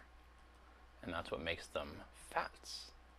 Okay, so fats are triglycerides that are solids at room temperature, which is 25 degrees Celsius. In contrast, if we take a chain and we put a double bond in there and we make it cis, do you see how that puts a permanent kink in it? We can't rotate here. This doesn't work. And so as a result, those glycerol molecules attached to fatty acid chains, if there's a double bond here, it's going to go like this. Okay, so if I introduce it, say here, it's going to go like this. Double bond here, it's going to go like this. Okay, so here's the point. This is chaos. It doesn't stack neatly like a solid. Instead, what it does is it forms this basically a forced chaotic structure. That's the best I can really say that. I can't articulate this well in terms of what this is. It's a liquid. Okay, liquids are chaos. And so if it's liquid at room temperature, 25 degrees, if it's liquid here, this is called an oil. Okay, so the only difference between a fat and an oil is that oils have a more chaotic structure in their fatty acid chains because they have unsaturated fatty acids. Now there's a new word there, unsaturated. What do I mean by that? Well, here again, here's carbon, and here's carbon, and here's carbon. Here's a saturated fat. Here's why it's saturated. Each one of these carbons is attached to another carbon, right, plus 2 more hydrogens. Okay, there's hydrogens all here. And so if we have this very small system here, let's say that, here, let's add a couple more carbons just to make this a true hydrocarbon. So this last carbon has 3 hydrogens because there's no more carbon here, right? So we have each one of these carbons. Now I want to ask you a question here. Can we add any more hydrogens to this? The answer, well, here, let's do it the right way. All right, so each one of these has a hydrogen. Can we add any more? The answer is no. Okay? It's full. This is saturated. This is a saturated fatty acid. This is why saturated fats are bad for us, because they stack neatly and they're solids at room temperature, and this clogs arteries. It's that simple. Okay? In contrast, if I have a chain where there's a few double bonds in here, all right, so let's do this. There's 3 hydrogens here. This carbon here, 1, 2, 3, 4. There's 1 hydrogen. Okay, 1, 2, 3, 4. Here's another hydrogen. Okay, so each one of these, oh, I actually drew too many there. Let's see if I have an eraser here. Here we are. All right, let's boop, boop. And I'll go back to pen. Okay, so this carbon here has 1, 2, 3, 4. This carbon, 1, 2, 3, 4, etc. Okay, I did it for this one too. So there we go. Pen. Okay. So the question here is, can this hydrocarbon chain hold more hydrogens? And the answer is yes. I can break this double bond and then add more hydrogens here. So this is an unsaturated fatty acid. Okay? So saturated versus unsaturated fats and oils. Now you might think, well, what's a trans fat? Well, here we go. Go back to that double bonded carbon. Okay? If I add the chain here, if I add the chain here and then here, if I go across that double bond, okay, do you notice that that still maintains the overall zigzag shape of this? Okay, as opposed to a cis. All right, this is trans. Why is it trans? Because we're adding it across the double bond. That's a trans fatty acid. Okay, so trans ones are bad because, like saturated ones that stack nice and neatly and form solids at room temperature, a trans fat, I'll just stick some double bonds in here. They look exactly the same. Okay, this is why coconut oil is a solid at room temperature, because it has those double bonds in that conformation, in that structure. Okay, compare that to, say, olive oil. All right, olive oil is very rich in the cis fatty acid chains. Okay, solids and liquids. So some people might say, well, why isn't it called coconut fat? I already told you that fats are solid at room temperature. It's not called coconut fat because back when we were naming things, we would think of fats as being something we derive from animals, right? And oil something we derive from plants. That's why it's coconut oil and animal fat, pig fat, chicken fat, cow fat. Okay, that said, we produce oils, right? And if you don't believe me, just touch your face. You got oil everywhere, right? Inside your ears there's some oily residues. Those are actually, that's more wax. All right, every single one of your hair follicles produces a little bit of oil and a little bit of wax. So we have these too. So this is just naming things. Okay, so let's try triglycerides. And this is a slide that summarizes everything I just went over. So feel free to use this on your own to study. All right, so here are some pictures now. So there's oils. You can see they're cis, right? There's a cis fatty acid chain versus, and so not just cis, but this is unsaturated, right? And so that puts the kink in it, and that's what makes it a liquid. In contrast, you can see here they're all saturated, and so they're all stacked nice and neatly, and that's a solid at room temperature like butter. Incidentally, you can keep butter at room temperature for a few weeks. If you've never tried this, go ahead, get a butter dish and try it at home. Take it out of your refrigerator and let it sit there. Don't let it sit there exposed, but put a cover on it. Get a butter dish. But I promise you, the next day, if you want to use that to spread on your toasts or whatever, it's really tasty, and it tastes, yeah, it just tastes way better. And that's how, that's actually how they store butter in Europe. They store it at room temperature. Okay. Okay, so that's fats and oils. That's triglycerides. Phospholipids. Phospholipids have a similar structure. They still have glycerol. That's glycerol. There's 3 carbons there. Okay. They also have fatty acids, but in this case there's 2. So you can think of that as a diglyceride. Okay, attached to something else. So the other carbon is attached to a phosphate group, and then something. And really, your book goes into, for this picture anyway, more detail than you need. So this is the level you can imagine a phospholipid. There's 3 carbons. Okay, oops. There's 3 carbons. Okay, 2 tails, and then a phosphate group. And you can just say R, it's something. The key here is this is polar. This likes water. Okay, it will attract water. In contrast, these won't. And so, in a cartoon version of this, you can picture a polar head and a hydrophobic tail, or pair of tails. And so, this likes water and this doesn't. Okay? These are called amphipathic molecules. Amphipathic molecules are molecules that both love and hate water. Okay? And your book might use amphiphilic. Your book might not use either of these. It depends on what level of detail the book goes into. But you have amphipathic and amphiphilic. Okay, they're synonymous. They mean the same thing. It just means the polar group has a little bit of a charge. Why is this important?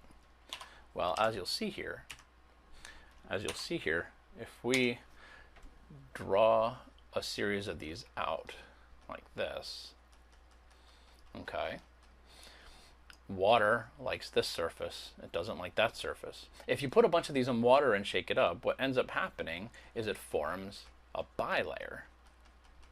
Okay? And so water's here and water's here. And guess what? This is what the cell's membrane is made out of. Okay? Water on the inside, water on the outside, separated by what we call the phospholipid bilayer. And this is the basis of all life on Earth. All right? So, in addition to forming sheets, the phospholipid bilayer, sometimes these things will also form spheres. And actually inside the cells, inside cells, if this is a cell, and that's a nucleus, inside the cell there's lots and lots of these little spheres called vesicles, and this is how transport works. This is how the cell moves things around, with these little phospholipid vesicles. Okay? All right, and then the last lipid is called a steroid. Steroids, the most common one being cholesterol, are very different than the other phospholipids in that they are formed by these fused carbon rings. Okay, I'm going to go back to a different color now here. I'm going to go back to red. That's a good one. Okay, these fused carbon rings. Okay, so you can imagine you just draw, you got 6, you got a 6 ring, you got a 6 ring, and then you got 5. All right, so 6, 6, 6, 5. And then there's stuff attached. You can see here, this in cholesterol, there's all these other things attached. There's some carbons, there's some oxygens and hydrogens, okay? And so things like vitamin D, estrogen, testosterone, they're all built on the same basic structure, but they have very slight differences. So for example, in testosterone, you have that OH group right here, right? And whereas in estrogen, that is, so this would be, I'm just drawing a little bit of it. There's testosterone, okay, and estrogen, you have the same 3 rings there, you know, 4 rings, whatever. But then instead of a hydroxyl group here, that's a carbonyl group. That's just an oxygen with a double bond, okay? And there are some other differences too, but they're very minor. So just consider the fact that the difference between estrogen and testosterone, the only difference between those very fundamentally different molecules in terms of our, say, secondary sexual characteristics. This is, you know, the testosterone gives a traditional mammal or a male, a human. You got your Adam's apple and your chest hair, your deeper voice, and estrogen gives you enlarged breasts and other secondary sexual characteristics, right? And so these differences are due to just very small differences in the chemistry of them. All right, so that's what steroids do. Now what cholesterol does is it sits in between those phospholipids in the membrane. Okay, if you imagine each one of these little tails of a phospholipid, all right, so I just switched gears quickly here. Let's say that again. So here's a phospholipid from the other slide. Okay, and so here's your cell's membrane, if you remember, right? We got this, and we got that. Each one of these little tails can move a lot, like wet spaghetti noodles. What cholesterol does is it sits in between them in different places, and it prevents them from moving too much. And so what that does is it allows a cell to be solid. Okay? Otherwise, if there was absolutely no cholesterol in here, we would be oozing. We would be liquidy, oily, right? But because we have some cholesterol, it creates more of a gel, right? So your cells, that's why your skin has that texture in part, because phospholipids are a gel due to the cholesterol in there. Okay, now that has nothing to do with all the proteins that also help the cells grab together, and we'll talk about that in a bit when we do tissues. But for now, just understand cholesterol is something that is essential for your body's cells. Okay, and then in addition, cholesterol also serves as a precursor to all the steroid hormones. All right, so all the testosterone, the estradiol, the estrogen 1, 2, and 3, even the vitamin D, they are all rooted in a synthesis pathway that starts with cholesterol. Okay? Then on a side note, since we're talking about anatomy, physiology, and health and all that, let's talk about dietary cholesterol, right? So there's 2 sources of cholesterol in your body. There's dietary, and then there's intrinsic. Okay, you make your own cholesterol in your body, but you also eat it. All right, and when we first made the connection between cholesterol and heart disease, which is the #1 cause of death in America, we started worrying about people's diets with cholesterol, right? But it turns out it's not 50-50. It turns out that your intrinsic cholesterol, it's more like 80-20. In other words, your genetics drive your likelihood to have a heart attack, not an unhealthy diet when it comes to high cholesterol. Okay, now that said, I'm not saying don't worry about eating unhealthy. That's not what I'm saying at all. What I'm saying is you don't have to worry too much about the amount of cholesterol specifically that you're consuming, right? So if you have a genetic predisposition to heart attack, that doesn't mean you're not eating eggs anymore. There's nothing you can really do about it other than go on a pharmaceutical, right? So you might have heard of something, say, called Lipitor. Lipitor is a pharmaceutical that artificially decreases the amount of cholesterol you make yourself. All right, and this is this is a great pharmaceutical because it is drastically reducing the rate of heart attacks and fatalities due to heart disease. Okay, now we're going to talk about proteins. All right, so we've done carbohydrates, we've done lipids, and now we're going to do proteins. The word itself means first place, proteose. And the reason why they're first place is because they account for almost over 50% of everything in your cell. Okay, they're everywhere. They do everything. There's very few things that proteins do not do. Okay, so really, rather than saying what they're involved in, it's easier to just say what they're not involved in. The one thing that proteins really don't do, as far as I know, is store information. And that's reserved for the nucleic acids, right? So like DNA stores information to make proteins, among other things, but they also, and proteins don't do that. Okay. Proteins are made, like everything else, out of some carbon and oxygen and hydrogen, but they also have a little bit of nitrogen, and some of them, actually, and there's a lot of sulfur in there too. Okay, the building block is called an amino acid, right? So in carbohydrates, we had monosaccharides. In lipids, we didn't have an individual monomer. We had triglycerides, we had phospholipids. You could say that the building blocks there would be glycerol and fatty acids, right? But those aren't really monomers. In proteins, it's very simple. There is a monomer called an amino acid, and a protein is basically just a linkage of them all together. Okay, so what is an amino acid? And actually, instead of looking at this, let's just draw one. You start with carbon. Okay, carbon has 4 bonds. The fourth bond I'm not going to draw. Imagine that I'm holding a 3-dimensional object that has the 4 sides. So the back one is going to be hydrogen, and that's going to be facing the wall. So you're not going to see that over here. Okay, so we have, so we have carbon, and we have 4 bonds, 3 of which we're seeing here. On the left, we're going to put a nitrogen, and this is part of an ammonium ion that attaches. So this is called an amino group. So there's amino, okay, and that's slightly basic. And then on the other side, we have a carboxylic acid group, and that's, as I just suggested, an acid. Okay, so there you go, amino acid. And then what's this one? This can be 20 different things. I'm just going to say it's R for rest of the molecule. This is the rest of the molecule. Okay, so there are 20 different amino acids.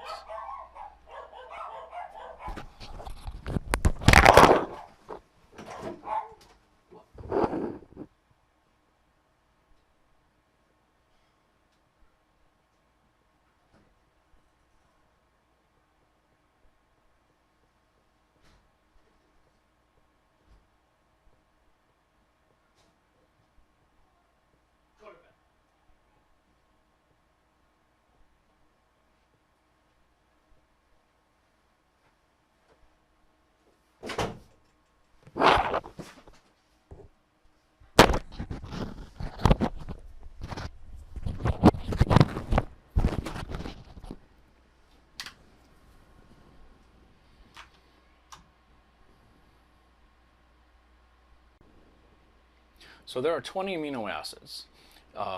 So here's a generic one. There's that R. Okay, but let's say that R can equal different things. So there's hydrogen, there's some carbons and some carboxylic acid groups. There's some ammonia, right? There's sulfur. So there are 20 different amino acids that are used by all life on Earth. Okay, and that's a pretty big deal. The lowliest bacteria and the archaeans and the eukaryotes, every single cell on Earth that we've looked at to date uses the same exact set of amino acids. Okay, and the reason that's profound is because this doesn't have to be 20 different things, right? There's an infinite number of things you can add to this carbon. This R could be anything, right? And so the very fact that there's only 20 and that every single cell on Earth uses only 20, right? And this has been confirmed and validated in every single thing we've ever looked at. This tells us one of the big things, this is one of the core principles within biology, which is that every cell on Earth is probably derived from a common ancestor, right? That's the principles of evolution theory. Okay. All right, so now that's neither here nor there. Let's take these single amino acids now and link them together. Okay, if we form bonds between these, we now have a polypeptide. Okay, and so we can take any polypeptide. All right, now your book does a little bit of an injustice here. This is not correct. This is just not true. I think this is a rule of thumb people use maybe in the health sciences to try to help understand these words. But really, all a polypeptide is, it's a linkage of amino acids together. It doesn't matter how long it is, 50, or the average protein is 300. Okay? What makes something a protein is when you take that stringed necklace and you start to fold it up into some discrete shape of some kind. That three-dimensional protein structure. Okay, so if I was drawing a cartoony version of this, let's say that a protein might look like that. Okay, so this is a three-dimensional entity that does something. Okay, a protein is just a folded up polypeptide that has a function.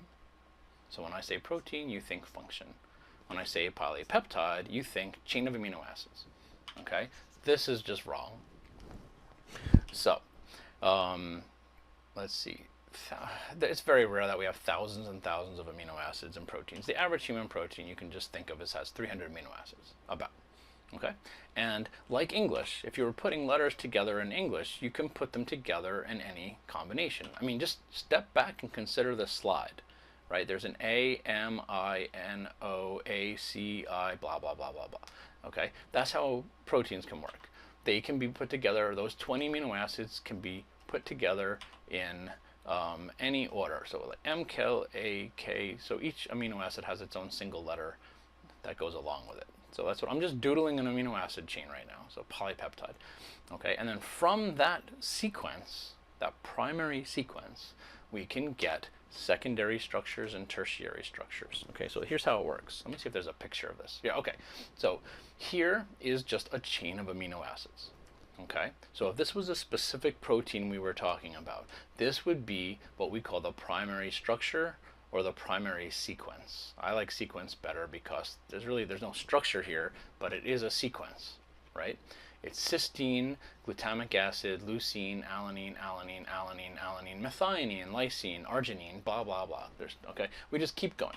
So the fact that cysteine comes first and then glutamic acid is second and then leucine is third, that's your primary structure, your primary sequence. From here, we can take a region of it now. So let's just say, these guys right here. We're going to take this and then we're going to wrap it into a helix. Okay? That's called an alpha helix. An alpha helix is an example of what's called secondary structure. Okay? So proteins are built from series of secondary structures. You can think of these like Lego building blocks. They're called structural motifs. Okay? And so the alpha helix is a classic example. Another example would be something called the beta pleated sheet, which is just a planar flat. It's basically like take a piece of paper, okay, and then fold it a little bit so that the paper does this. You see that? Okay, so just fold the paper. Those are pleats, just like your pants have pleats. So it's called a beta pleated sheet. Okay, and so this next slide has a good example. So here's your alpha helix, okay, and then here's your beta pleated sheet. And all these are sequences of amino acids arranged in these three-dimensional structures. And you see these hydrogen bonds? These help stabilize the structures. You can think of them as Velcro that holds the structure together. Okay, so the key here is that secondary structures are the small three-dimensional building blocks of all proteins. When you add it all together, you get an overall three-dimensional shape. This is the tertiary structure. Okay, so within a tertiary structure, you can kind of zoom in and you can see there's your helix there. Okay, you can see the sheets. And the alpha helix and the beta sheet, there's actually many others. Okay, so a simple example would be a helix, loop, helix. Okay, that's another example. Another one is called a leucine zipper, which looks kind of like a pair of scissors. That's pretty cool. And there's another last one called a zinc finger, which has a molecule of zinc in there, and it allows the protein to form these little finger-like projections. So you add all of these secondary structures up and you get an overall three-dimensional shape, the tertiary structure. Okay? All right. Now some proteins are made out of multiple polypeptides. So in this case you can see here's one polypeptide folded up into a neat thing. So you can imagine all the secondary structures in there.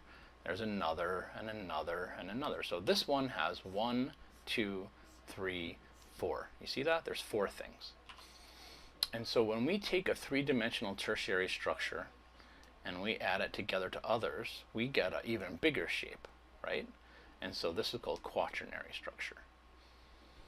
Quaternary structure you can think of as just beyond the third one, right? So it doesn't matter if I had another protein here and another protein here and yet another protein here and yet another protein here. That's still quaternary structure. Okay? The simple analogy would be, imagine a car tire. Okay? So that would be the 3-dimensional, the third degree, the tertiary structure of the tire. There's another tire. Okay? You can think of the fender, and you can think of all the different pieces of the car, and when you put them all together, you get an overall, the quaternary structure of the car. Okay? So the primary sequence is just a chain of amino acids, right? That starts to fold up into a secondary structures, and so we have helices and we have sheets that then give us an overall polypeptide folded into some fancy 3-dimensional shape. If we take multiple peptides together, folded up into 3D shapes, we then get, that's a mistake, I don't know what causes that. If we take the 3-dimensional tertiary structure and we fold that up, we get the quaternary structure. Okay, so that's proteins in a nutshell.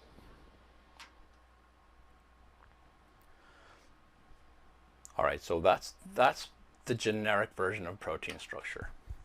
So enzymes are a class of proteins. Okay, they are specific. They do specific things. So enzymes are proteins that act as catalysts. Okay, and all a catalyst does is increase the rate of a chemical reaction without being used up in the process. Okay, so for example, we make A and we convert it to B. We have an enzyme that helps that out. Okay, so that's it. That's all an enzyme does. It binds to A and it produces B. And so you can say that enzymes plus a substrate, okay, so all a substrate is the thing that an enzyme acts upon. Okay, it's the starting point. So the enzyme plus the substrate comes together to form an enzyme substrate complex, and then that produces the product that falls off. Okay, and so the enzyme can then go back again and get another substrate. And we name enzymes by using ASE at the end of the word. All right, so for example, there's one called catalase. Catalase is responsible for taking hydrogen peroxide and let's say 2 molecules of peroxide and breaking it down into a molecule of pure water and pure oxygen gas. Okay, actually 2 molecules of oxygen gas. I said that wrong. Balancing equations while I'm talking out loud is not the easiest thing in the world to do. There's 2 oxygens here. There's a total of 4 oxygens, right? And so 2 waters. There we go. So 4 hydrogens, and then 4 oxygens, because 2 times 2 is 4, and then 2 times 1 is 2, plus oxygen is 2. Okay, so let's say that again. Catalase is an enzyme that takes 2 molecules of peroxide and breaks them down into 2 molecules of water plus a molecule of oxygen gas. All right, well, why is this a big deal? Well, let's say you get a cut and you want to clean it, and so you pour some peroxide on it and it bubbles, right? Those bubbles are oxygen gas. That doesn't mean you can breathe them in, but that's what those bubbles are. All right, and contrary to a popular myth that if you pour peroxide on a cut that means it's infected, it doesn't. It simply means that there's the enzyme catalase present, which is everywhere in your body. Okay, the reason why people think that you're infected when you get bubbles is, let's say a few days pass and the scab doesn't form because it's still oozing lymph. Okay, and then you pour peroxide on it and it bubbles. The reason why it's bubbling at that point is because the wound is enclosed because it's infected. And so those bubbles there just tell you, yes, you're infected at that point. But you have a fresh wound and you pour peroxide on it, it's just going to bubble because it's opened to your interstitial fluid in your blood, which is rich in catalase. Okay? So enzymes catalyze chemical reactions, and enzymes make the world go round. Okay, your metabolism we've talked about a few times now. Your anabolism and your catabolism, they're all driven by enzymatic reactions, carefully orchestrated, controlled, and regulated. All right, all enzymes have their own favorite pH and their own favorite temperature. This is what keeps them in check. If you change the pH of an enzyme out of its favorite range, you can shut it off, basically. Okay? This is also why having a fever is bad. When you have too high of a fever, then your enzymes end up starting to fall apart because of the heat. That's called denaturation. Okay? Enzymes that are in extreme environments of either pH or temperature end up denaturing. And one thing you can do the next time, if you have a frying pan and you crack an egg, okay, it starts out as a liquid, but then it slowly turns white, right? What's happening there is a nice water-soluble protein called albumin, which is what egg white is. The albumin is normally hydrophilic, which means it likes water. That's why it's soluble. When it gets heated up too much, albumin ends up falling apart. And as a result, those internal amino acids are exposed that don't like water. And so what ends up happening is the albumin kind of piles up into these aggregates, which are solids. And that's what solid egg white is when you cook it. Okay, it's denatured enzyme. I'm sorry, denatured protein. All right, so here's a simplified view of enzymes in action. Here is, say, two simple sugars. So let's say those are two glucose molecules. Okay, and this is the enzyme that makes maltose. And so we have two glucoses bind to these, what are called the active sites. And then the enzyme basically favors the reaction of linking these together. Okay, the enzyme usually uses some energy in the form of ATP, and that forms a linkage. This is a dehydration reaction again. And then the enzyme releases the product, and it can go and do some more work. Okay, so that's enzymes in a nutshell. All right, and now here's the last of the big four. So we've gone through carbohydrates, lipids, and proteins. Now we're going to do nucleic acids. The first thing I want to say is when you say nucleic acid, I don't want you to put that in your head in the same way, say, sulfuric acid is, or hydrochloric acid is, okay? Those are liquids, right? You drop those in water and they form an acid. Nucleic acids instead are polymers of things, okay? And what do? Well, DNA forms our genes. This is the hard drive of the cell, if you want to think of it that way. All right, they're made out of carbon, oxygen, hydrogen, nitrogen, and phosphorus. All right, notice there's no sulfur here. They are by far the largest biomolecules, especially DNA. All right, RNA can be big, but DNA is huge. All right, and so those are nucleic acids. And what are they made out of? Well, the monomers are called nucleotides. Okay, so you would say nucleotides are similar to amino acids and monosaccharides. Okay, so these three words, these are monomers. Okay, and they form polymers. So the monosaccharides form polysaccharides. Amino acids form polypeptides that fold up to give us proteins. And nucleotides give us nucleic acids. And there's two kinds. There's RNA and there's DNA. Okay? Oops. All right, so what is this nucleotide? Okay, these are complicated compared to a sugar, which is just a, so like say glucose, which is just a 6-carbon sugar. It's a small, simple molecule. Nucleotides are complicated. All right, so here's the cartoony version of it. Start out with something that looks like the Big Dipper. Okay, so 1, 2, 3, 4, 5. There's a pentose sugar. Imagine a ball dropping in there. And there's your oxygen.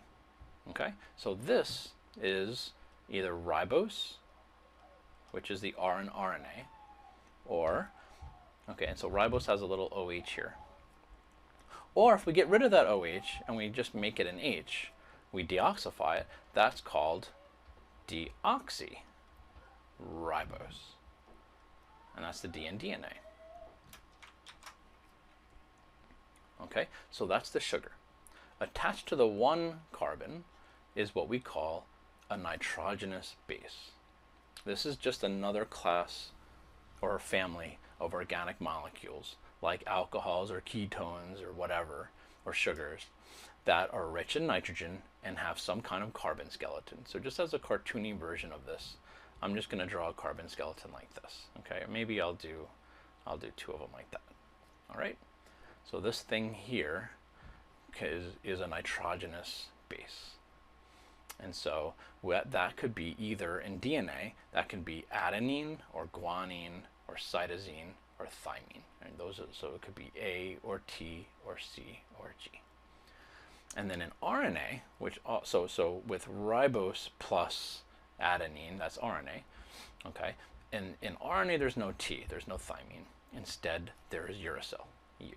That's where this comes in. Okay.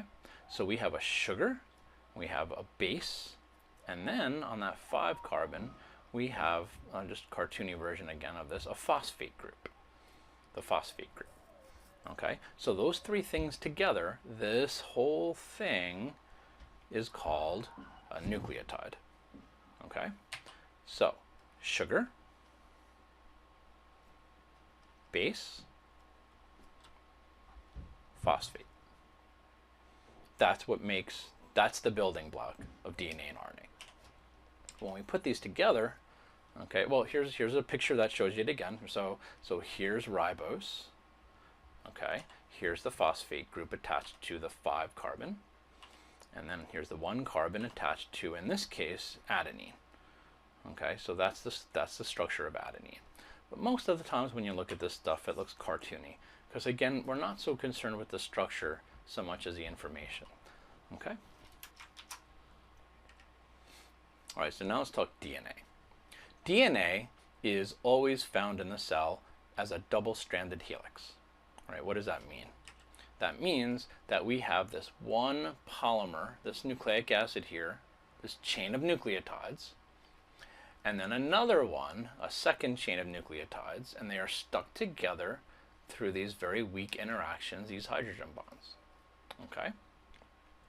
So what are we looking at here exactly? Let's break this down. This T here, okay? Oops, this T here. And then you see this little bit of purple, and then you see this lighter color purple. There are your 3 components of the nucleotides we were talking about. Okay, this would correspond to the phosphate. Rather, I'm sorry, this would correspond to the phosphate. It's the smaller one. Okay, this would correspond to the sugar, in this case deoxyribose. And then this is the base. Okay, so I want you to step back and look at the purple now. You see this purple ribbon? That's called the sugar, oh here it is, the sugar phosphate backbone. Sugar, phosphate, sugar, phosphate, sugar, phosphate. That's a sugar phosphate backbone. Okay? And then in the middle here, you have the bases. Now, so notice that A and G are big, and T and C are small, right? The reason for that is A and G are big. They have 2 rings, whereas C and G only have 1 ring. 1 ring, I should say. All right. So a 1 ring plus a 2 ring, or a 2 ring plus a 1 ring. They're always 3 and 2. Why is this important? Because DNA's diameter, let's say that you unwound it, and so it looks more like a ladder now. Every rung of that ladder has the same overall length made out of a big one and a little one. You see that? So that's a big one and that's a little one. And you put them together and you get an even diameter. What would happen if you put 2 of the big ones together? You would get something that looks like this. Okay? You would get, that's what a mutation might look like, really DNA damage. Okay? Or what happens if you put 2 small ones together? You would get kind of a pinch in there. Okay?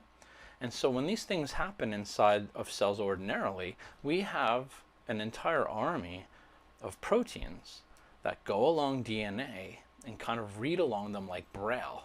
And if we see a bump or if we see a pinch, they will recognize that and try to fix the damage.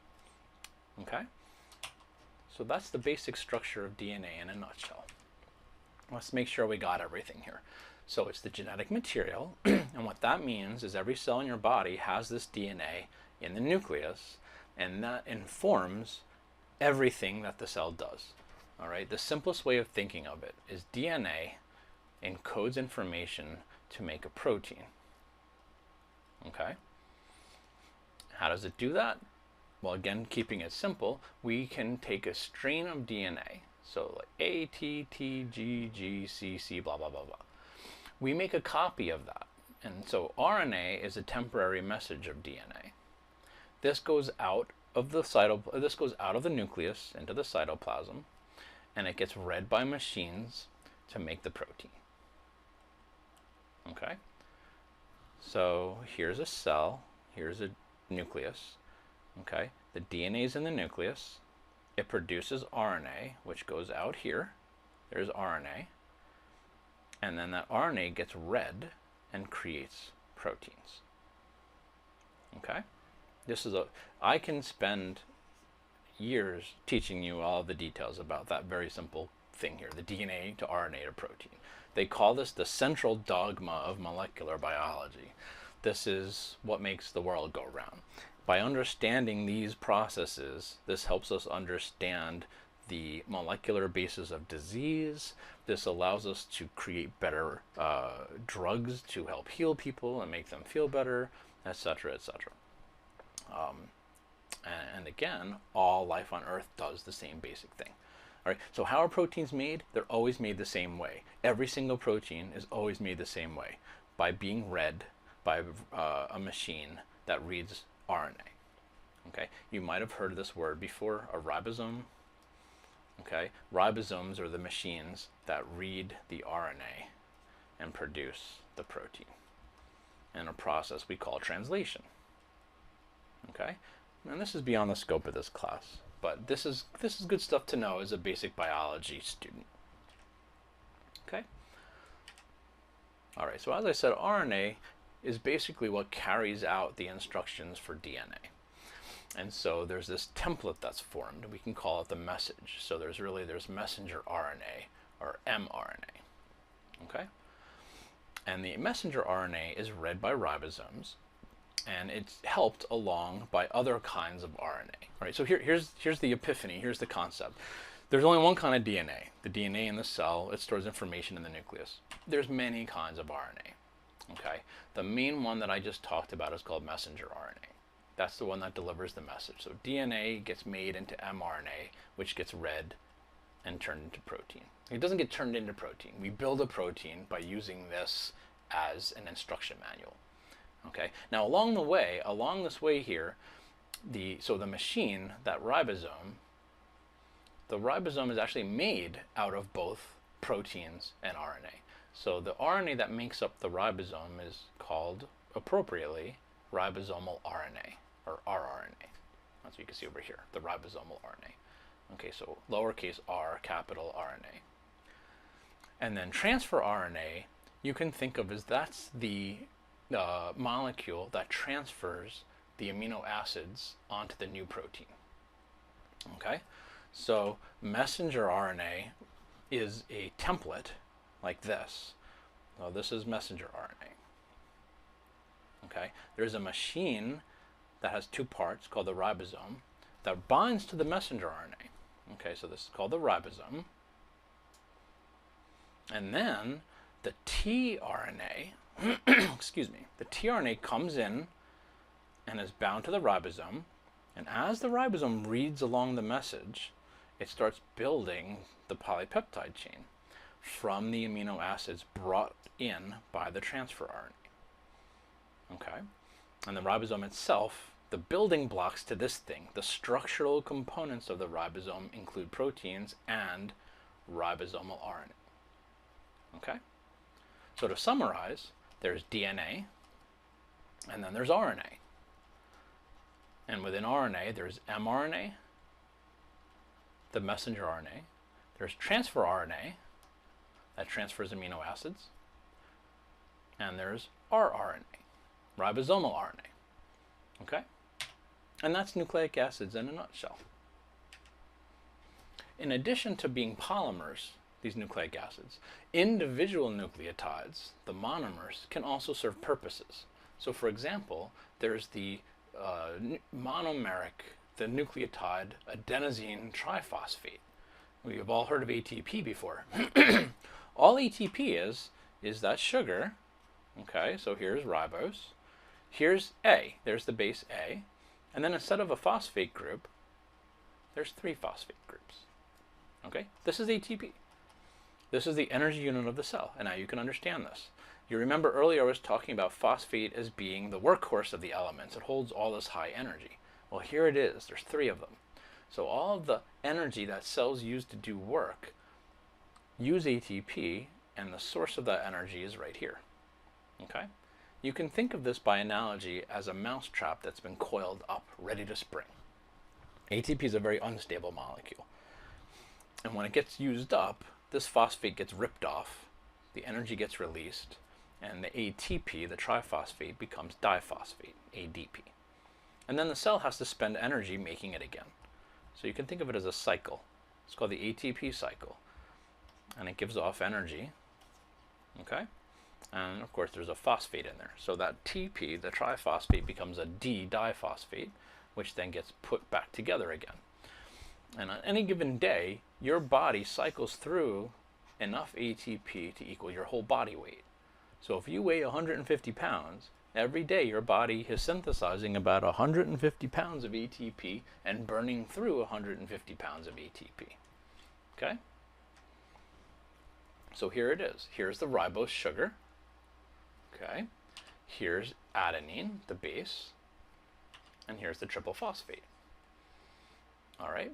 And you can see when we take a hydrolysis reaction, remember that's breaking with water. So there's an enzyme that does this. And what is it doing? It's taking this phosphate, it's pulling it off. Okay? And in that pulling off, we're giving up some energy. And this is the energy of life right here. Right? Life. That's the basic idea here. All right? And one last little note here, when we call it a base, the reason why we call these things bases, see all these nitrogens? You might remember me talking about nitrogen or ammonia early on. This thing likes absorbing protons, okay? Because nitrogen has 2 extra electrons.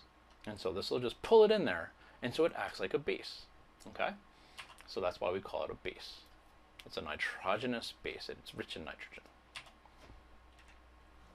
All right, so we said about, I went like this before, right? I said life. So what kind of work are we doing with this energy? There's 3 basic kinds of work we do in the cell. Chemical work is the work we do with enzymes. This is, again, our metabolism. This is catabolic reactions. This is anabolic reactions. Okay, chemical work, making and breaking chemical bonds. In addition, there's some transport work. We're pumping things across membranes. Okay, so there's something called the sodium-potassium pump. And this is what allows our cells to maintain a charge gradient from the inside of the cell to the outside of the cell. There's more negatives in here. There's more positives out here. Okay, and so this is in part what drives neural activity.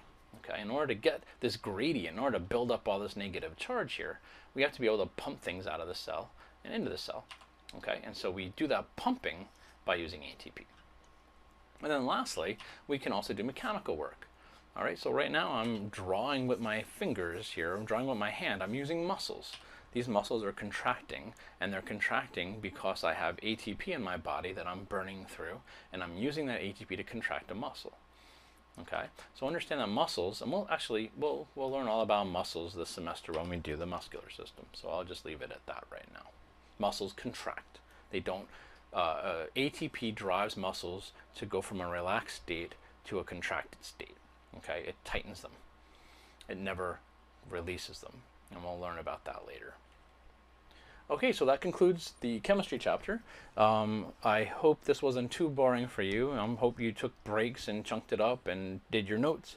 And you should expect to have a quiz on either mastering biology. I think I'm going to put one online, and we'll probably also do one in class. Okay, now here's something important. If something didn't make sense to you, make sure you send me an email and you ask me some study questions. Okay, what I want to do is play catch up from that snow day we had. All right, so good luck working through this, and I'll see you next week.